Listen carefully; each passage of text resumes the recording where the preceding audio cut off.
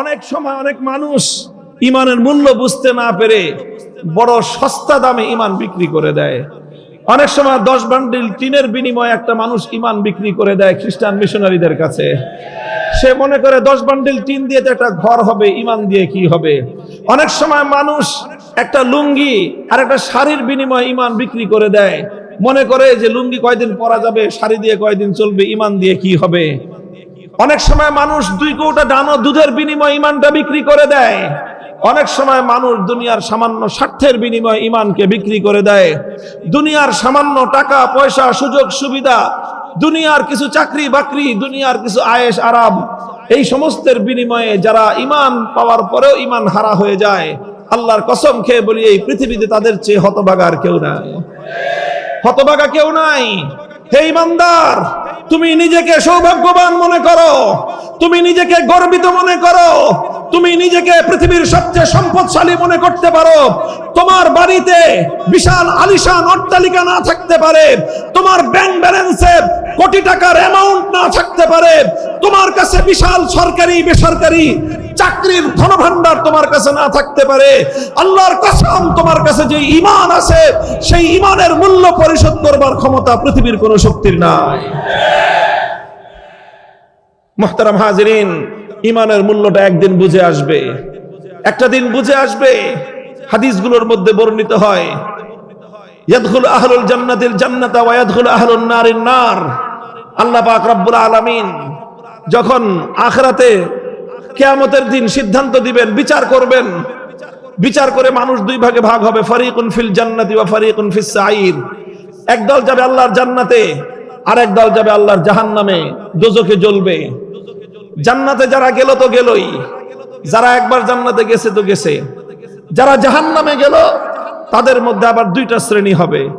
যারা দোজখে গেল তাদের মধ্যে কয় ভাগ? জোরে বলেন কয় ভাগ? তাদের মধ্যে 2 ভাগ হবে। এক ভাগ হলো আল্লাহ পাক রব্বুল আলামিন যাদেরকে নানা গুনাহের কারণে, বদ আমলের কারণে, নানা ধরনের গুনাহের আমলের কারণে আল্লাহ পাক যাদেরকে জাহান্নাম দিয়েছেন, এদের এক একজনের জন্য এক একটা সাজার মেয়াদ থাকবে, পানিশমেন্টের মেয়াদ। কারো জন্য 20 বছর, কারো জন্য 50 বছর, কারো জন্য 100 বছর, কারো জন্য 1000 বছর, কারো জন্য 1 লক্ষ বছর। যেভাবেই হোক, যার যেই পরিমাণ অপরাধ, যার যেই পরিমাণ গুনাহ, সে সেই পরিমাণ গুনাহের সাজা ভোগ করবে। আল্লাহ পাক অনেককে আবার সাজা রেয়াত দিবেন।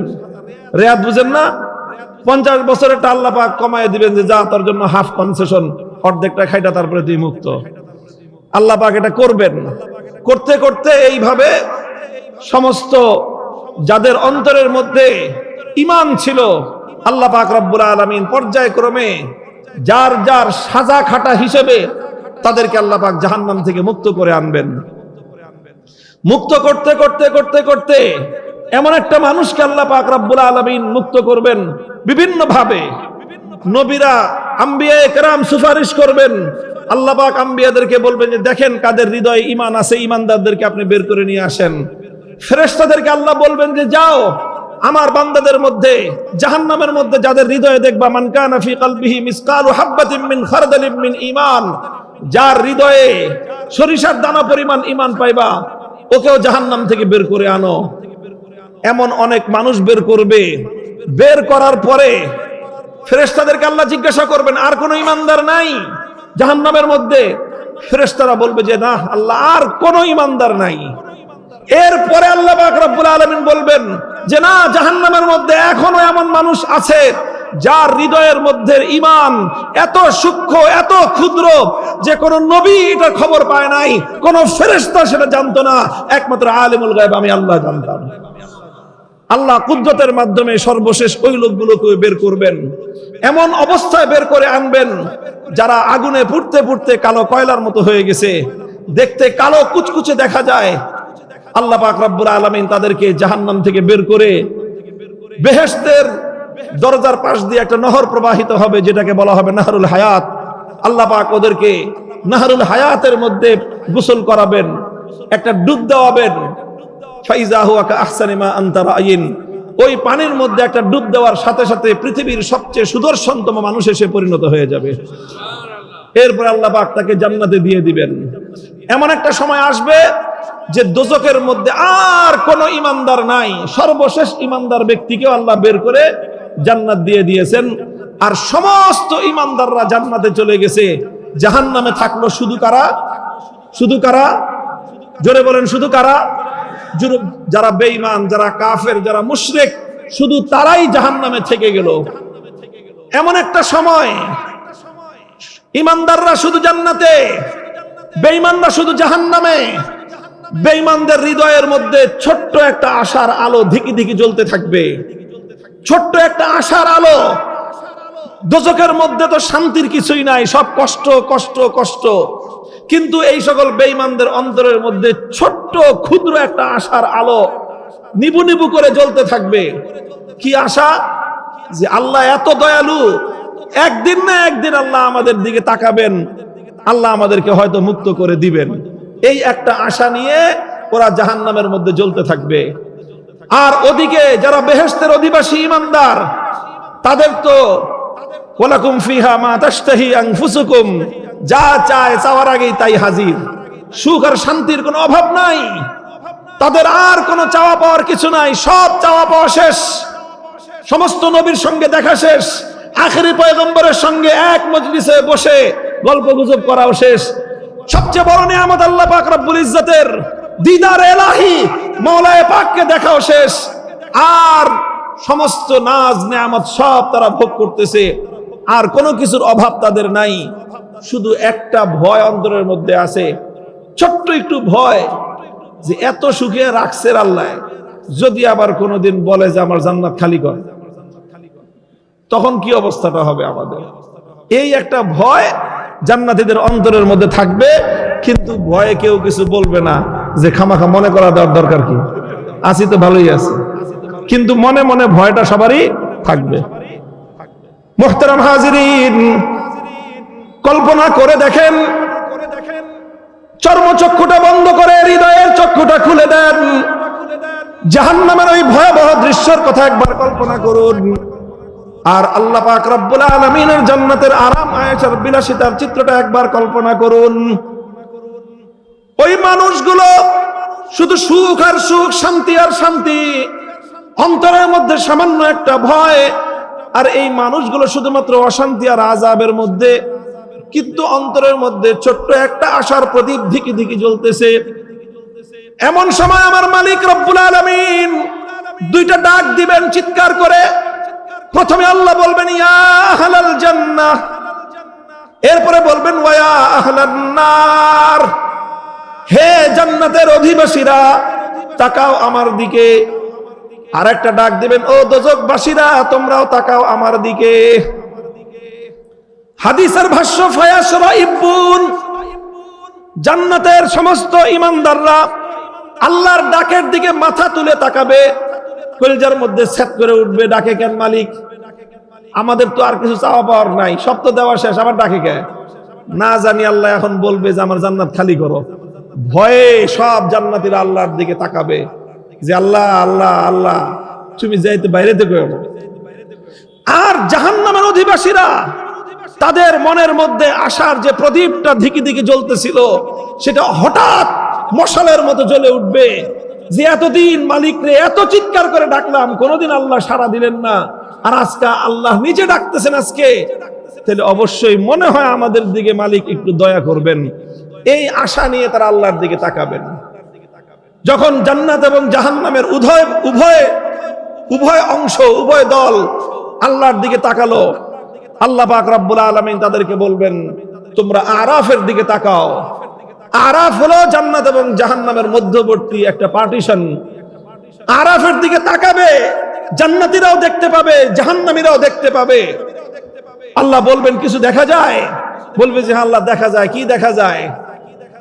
একটা মোটা তাজা ভেড়া, ভেড়া ছিলেন না, বকরি, ভেড়া বকরি, সেই ভেড়ার মতো।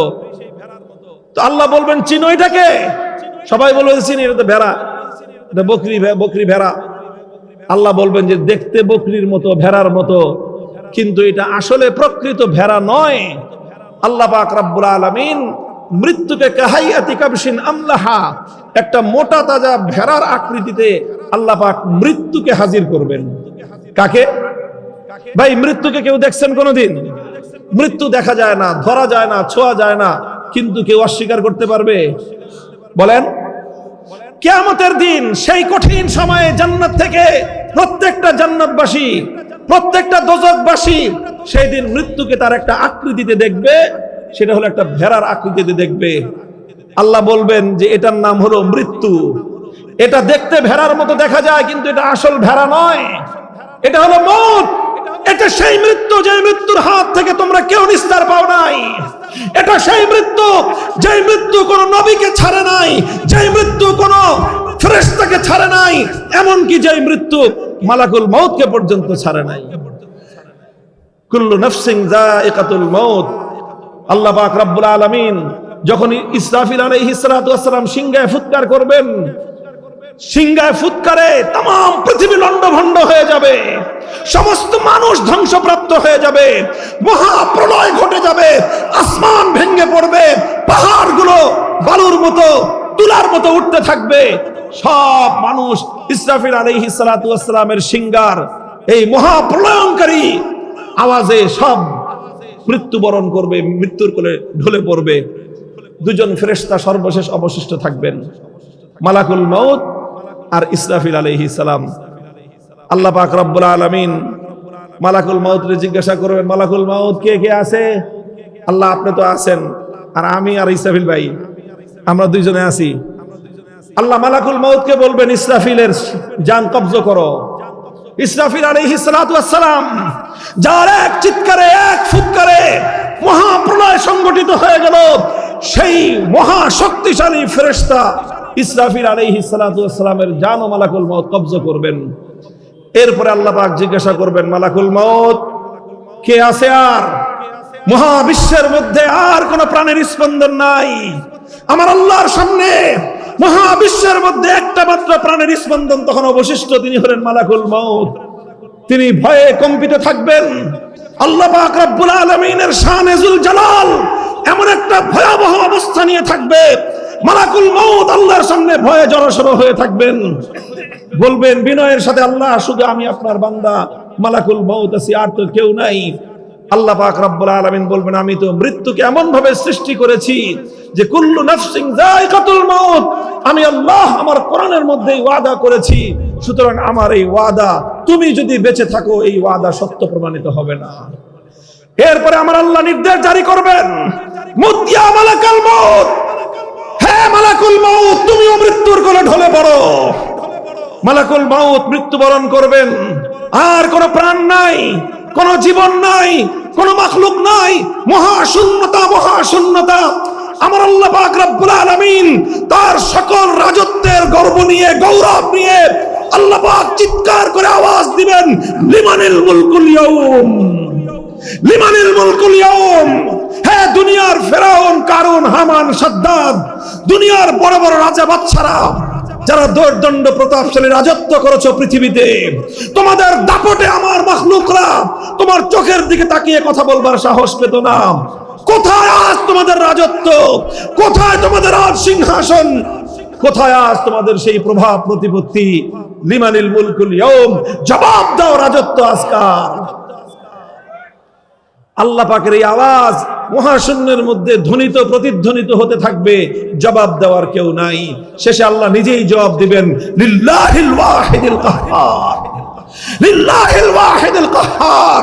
হে দুনিয়ার মুসলমান, হাতগুলো মুষ্টিবদ্ধ করে হৃদয়ের গহীন থেকে ঈমানি জজবায় শানিত হয়ে চিৎকার করে বলো, রাজত্ব একমাত্র কার?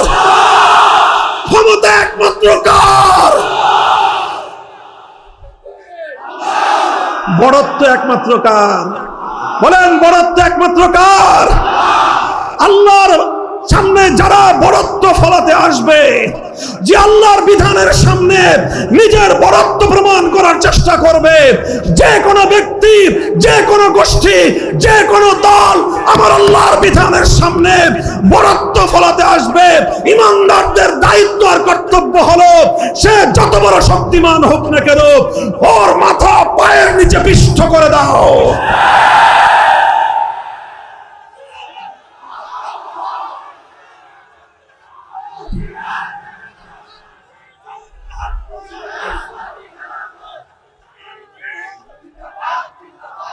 মুহতারাম হাজিরিন, আমি বলতেছিলাম অন্য আরেকটা কথা। আল্লাহ পাক রব্বুল আলামিন বলবেন এরপরে জান্নাত এবং জাহান্নাম সব তো শেষ। আল্লাহ বলবেন এটা সেই মৃত্যু।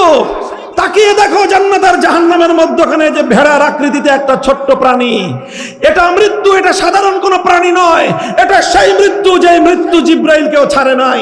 এটা সেই মৃত্যু যে মৃত্যু আমার আল্লাহ পাক রব্বুল আলামিনের হাবিবে কিবরিয়া মুহাম্মদ আরবি সাল্লাল্লাহু আলাইহি ওয়াসাল্লামকেও ছাড়ে নাই। এটা সেই মৃত্যু যে মৃত্যু মালাকুল মাউতকে পর্যন্ত ছাড়ে নাই। আল্লাহ বলবেন যে আজ আমি সেই মৃত্যুকে তোমাদের সামনে হাজির করলাম। এই কথা বলে আল্লাহ পাক কুদরতের মাধ্যমে সমস্ত জান্নাতি আর জাহান্নামীদের সামনে মৃত্যু নামক সেই ভেড়াটাকে আল্লাহ নিজে জবাই করে দিবেন। বলবেন আমি মৃত্যুকে মেরে ফেললাম, আজ থেকে আর কোনো মৃত্যু বলতে কিছু নাই, কারণ মৃত্যু মরে গেছে, মরণ নিজেই মরে গেছে। ইয়া আহলাল জান্নাতি খুলুদুন লা মাউত ওয়া ইয়া আহলান নারি খুলুদুন লা মাউত। আমার আল্লাহ বলবেন হে জান্নাতের অধিবাসীরা, আমি আল্লাহ আলিমুম বিমা ফিস সুদূর, তোমাদের অন্তরের গহীনে ছোট্ট একটা ভয় তোমাদের মধ্যে কাজ করতেছে। আমি আল্লাহ আবার কোনোদিন তোমাদেরকে জান্নাত থেকে বের করে দেই কিনা এই ভয়ে এখনো তোমরা ভীত আছো। আজ শুনে নাও, আমি আল্লাহ তোমাদের জন্য সবচেয়ে আনন্দময় ঘোষণাটা দিচ্ছি। এই যে তোমরা জান্নাতে ঢুকেছো, বেহেশতে ঢুকেছো, অনন্তকাল এই বেহেশতে থাকবে, আর কোনোদিন তোমাদেরকে বেহেশত থেকে বের হওয়া লাগবে না। মুহতারাম হাজিরিন, এই ঘোষণাটার সাথে সাথে গোটা জান্নাতের মধ্যে, বেহেশতের মধ্যে আনন্দের উল্লাস শুরু হবে, আনন্দের হিল্লোল বয়ে যাবে। এক বেহেশতি আরেকজনকে গলা জড়াজড়ি ধরে করে চিৎকার করতে থাকবে, উল্লাস করতে থাকবে। নির্বাচনে জয়ের মতো না, এর চেয়ে লক্ষ কোটি গুণ বেশি আনন্দ হবে ইনশাআল্লাহ। বলেন আনন্দ করবো ইনশাআল্লাহ। ইনশাআল্লাহ আল্লাহ আমাদের জন্য চিরস্থায়ী জান্নাতের ব্যবস্থা রেখেছেন। কাজেই দুনিয়ার এই সামান্য প্রাপ্তি অপ্রাপ্তি আমাদের কাছে বড় কিছু নয়। আমাদের জন্য সবচেয়ে বড় প্রাপ্তি হলো ওমান যুহজিহা আনিন নার ওয়া উদখিলাল জান্নাতা ফাকাদ ফাজ। যে ব্যক্তি জান্নাত পেয়ে গেল সেই প্রকৃত অর্থে সফল কাম। দ্বিতীয় ঘোষণা হবে ওয়া ইয়া আহলান নারি খুলুদুন লা মাউত।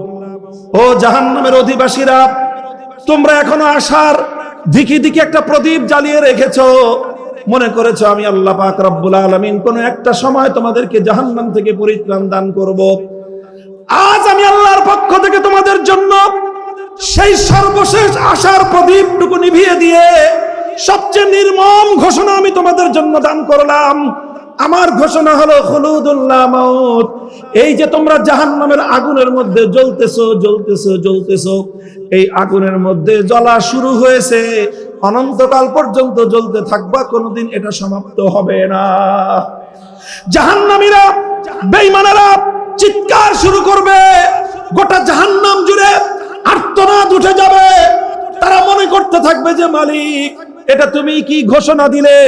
আল্লাহ গো, তুমি যদি বলতে এই পৃথিবীর সমস্ত বালুচরগুলো আর সমস্ত মরুভূমিগুলোতে যত বালুকণা আছে, এই বালুকণা সমপরিমাণ জাহান্নামের মধ্যে বছর আমাদেরকে জ্বলতে হবে, এরপরে একটা দিন আমরা মুক্তি পাবো, এমন এতটুকু আশার প্রদীপ যদি তুমি আমাদেরকে দিতে, সেই আশা নিয়ে হয়তো আমরা একটা সান্ত্বনার বাণী খুঁজতাম।